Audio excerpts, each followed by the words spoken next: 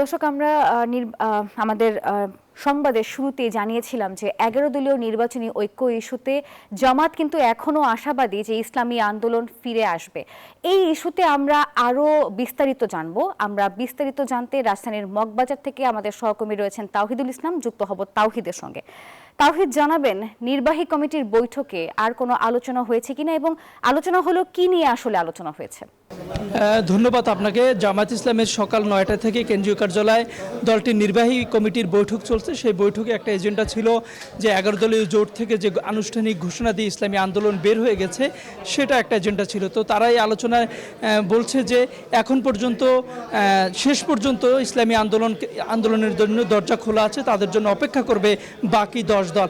এছাড়া এই নির্বাহী কমিটির বৈঠকে শুধু এই একটি এজেন্ডায় না, সামনে 22 তারিখ থেকে জামায়াত ইসলামের আমির ডাক্তার শফিকুর রহমানের নির্বাচনী সফর শুরু করবেন। সেই সফর নির্বাচনী তাদের ইশতেহার কি হবে, নির্বাচনী কোথায় কি সফর করবে জামায়াত ইসলামের আমির, তাদের প্রচারণায় কি কি থাকবে কি কি থাকবে না, সমস্ত নিয়ে অর্থাৎ নির্বাচনী একটি জরুরি বৈঠকে এটা বলা যেতে পারে। সেখান থেকে একটি আলোচনায় ছিল যে জোট থেকে বেরিয়ে গেলে এর ভালো কিংবা মন্দ কি কি হতে পারে, এই ধরনের তারা আলোচনা করছে। তো এখন পর্যন্ত আমার কাছে থাকা যে তথ্য আছে তাতে জামায়াত থেকে জানিয়েছে যে এখন পর্যন্ত তারা জামায়াত ইসলামী আন্দোলনের জন্য অপেক্ষা করবে এবং শুধু জামায়াত ইসলাম না, জামায়াতের সাথে যে আরও বাকি 9টি দল আছে, সেই এনসিপি, খেলাফত মজলিস, বাংলাদেশ খেলাফত মজলিস সহ সকলের একই সিদ্ধান্ত হয়েছে যে ইসলামী আন্দোলনের জন্য শেষ পর্যন্ত তারা অপেক্ষা করবে।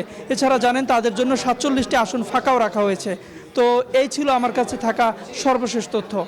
তাওহিদ, ধন্যবাদ আপনাকে।